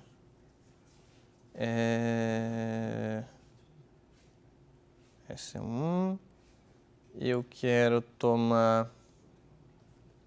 Esse cara vai ser um vetor em RD. A derivada vai ser uma transformação linear. Você repara como eu penso devagar nessas coisas, né? De RD em RK. Então ela tem que ter K linhas e D colunas. E agora eu quero que... Bom, tá. Deixa eu... As colunas estão em RK. Deixa eu ver o que eu quero. Eu quero que o grade... Porque senão não tem como ser uma combinação. Sim. Deixa eu pensar aqui. Também acho que tá errado aqui, né? Porque... Ah, não. Aqui está o produto interno, RK. Esse cara mora em RK, esse mora em RK. Ok, isso aqui tá bem. Então... Carinhas de colunas... Bom, é só escrever a fórmula aqui. Porque...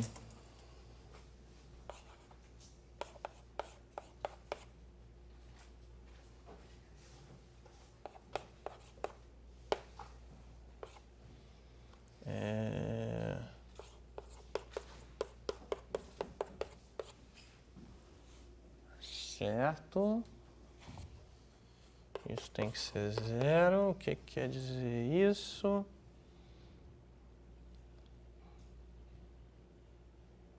Ah, não, tá certo. Não, são... o problema é um problema é um problema que, na verdade, aqui a maneira mais natural de pensar no gradiente do H é como um vetor linha mesmo. Bom, eu posso fazer o problema aqui, que talvez seja mais fácil.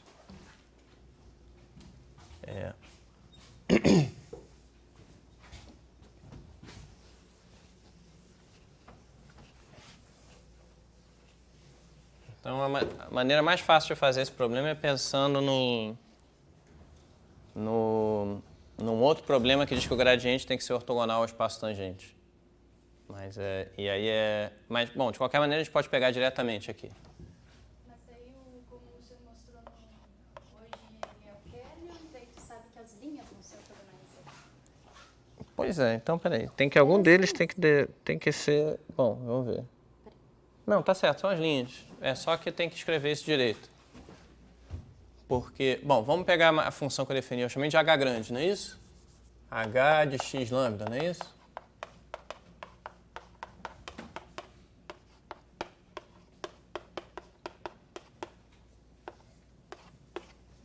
Foi essa a função que eu defini, né? H grande. O senhor quer pegar foi? Quero. Obrigado. Aí eu quero calcular as derivadas parciais dessa função aqui. Então, vou calcular dH na variável xi. E isso daqui vai ser a derivada parcial da hzinha dxi, calculado, bom, tudo calculado no ponto x, lambda. Aqui vai ser dhxi, e aqui vai ter, vejamos, vai ter lambda, eu vou ter o vetor, peraí, isso, esse cara aqui, lambda vezes a derivada das coordenadas da φ com relação a x1. Então vou chamar a φ que nem eu fiz hoje, né?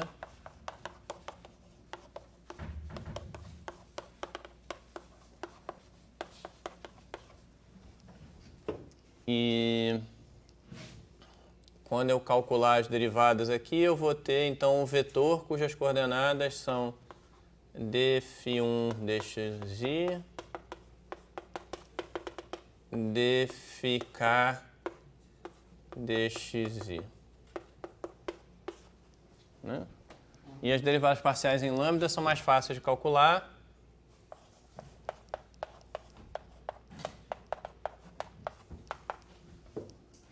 Que são as derivadas... cadê? Bom, essa aqui é uma função linear de lambda, né? Então é só eu pegar o que está aparecendo ali. Vai ser exatamente φ, aqui, lambda j, vai ser φj de x menos a jésima coordenada desse cara aqui. Bom, então essa conta eu estou escrevendo direto aqui para não... Né? Quer dizer, eu estou só dizendo, bom, vamos calcular as derivadas, que nem fosse aula de cálculo, vamos calcular as derivadas parciais de tudo que está aqui. Né? Essa expressão aqui é uma soma de coisas tipo a jésima coordenada de lambda vezes a jésima coordenada desse vetor, que é isso aqui. Então as derivadas parciais são fáceis de calcular. Tá.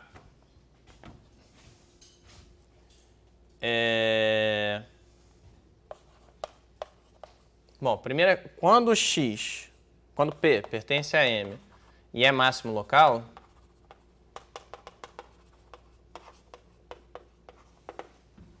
a gente tem as seguintes coisas.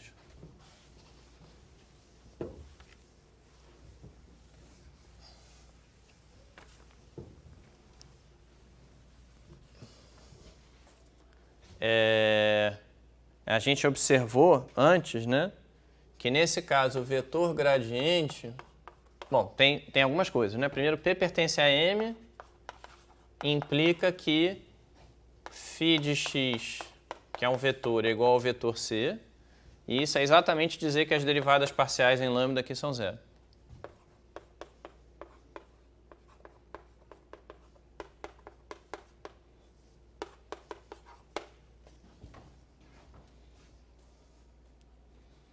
E, além disso, a gente também tem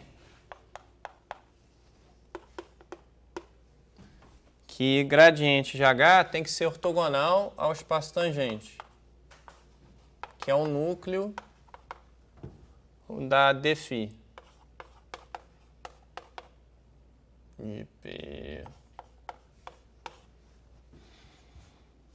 E vejamos o que está aqui. Como é que é isso? Então, tá, como é que é a matriz da derivada dφ P aplicada a um certo vetor que eu não vou chamar de agora de V, eu vou chamar V. Isso daqui a gente já escreveu hoje, é simplesmente o gradiente da φ1 P calculado em V, gradiente da φ2P calculado em V, gradiente da φKP calculado em V. Então, isso aqui quer dizer que... Bom, uma outra forma de escrever esse vetor todo aqui é assim, né? É dizer que...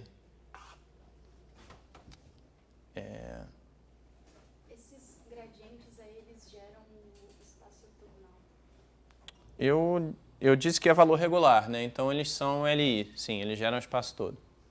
Mas eu quero escrever isso de outra forma, quer dizer que isso daqui é a soma de VI vezes a derivada parcial do φ1 com relação à variável xi, e igual a até m, igual a m, não, m?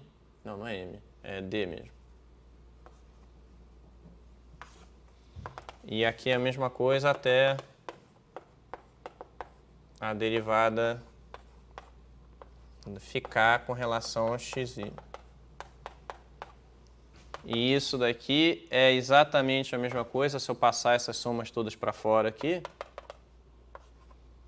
é isso aqui, VI e o vetor... Bom, a minha confusão toda vem do fato de pegar vetores linha e coluna e ficar tratando...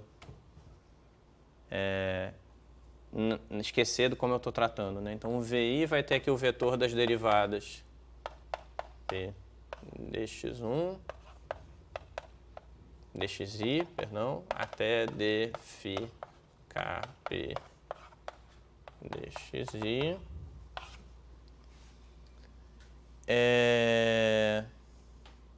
Mas aquilo que eu falei, professor, mostra que ele é gerado pelas linhas da matriz derivada.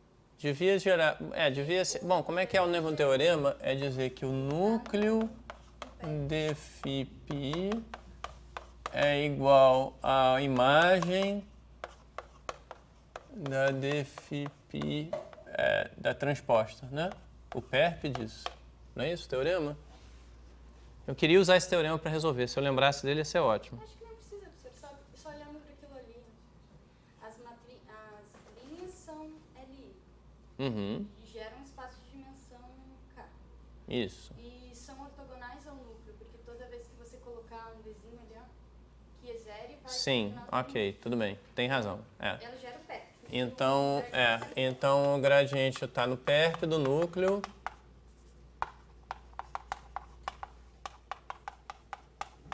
Aqui não tem isso aqui. E como esses caras aqui são LI e ortogonais ao núcleo, né? Porque cada um deles tem imagem não nula aqui. A gente está supondo que esses gradientes são todos diferentes de zero. E todos eles são ortogonais ao núcleo. Então, bom, eles são ortogonais ao núcleo e são LI, então eles geram o espaço ortogonal ao núcleo. É isso que você está dizendo, né? Sim, então tá no espaço linha da matriz derivada.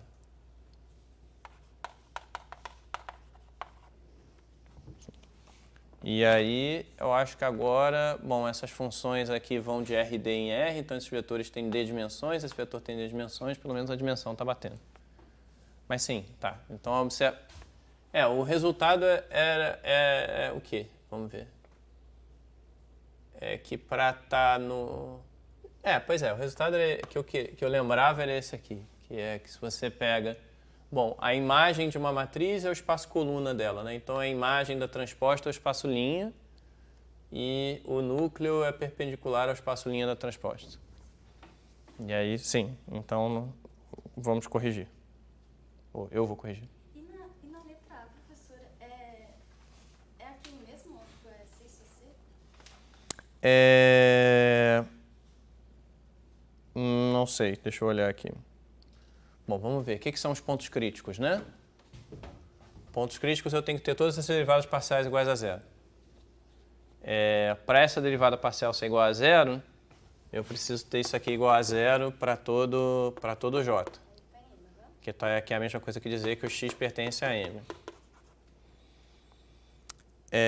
Não. Ah, nossa. Não, eu devia ter dito... Eu tinha que ter dito... Não, tá faltando aqui. Eu tinha que ter dito P pertence a M e, além disso... Bom, para esse cara aqui ser zero, justamente por esse tipo de raciocínio, ele tem que estar na imagem bom, ele tem que estar no núcleo. Era para onde P pertence a M e gradiente de H de P pertence ao núcleo da derivada da φ. Tá, isso vai ser... Não precisa provar. Senão ficava meio estranho mesmo. Tá, desculpem. Tem vários errinhos aí. Isso, tinha um 2 faltando aqui no outro problema que eu vi que você já anotou. Esse eu já corrigi, inclusive, só não botei no site ainda. Vou botar agora. Mais alguma dúvida, gente? Bom, não sei porque que a gente não precisava estar gravando agora, né? Eu confessando meus erros todos aí.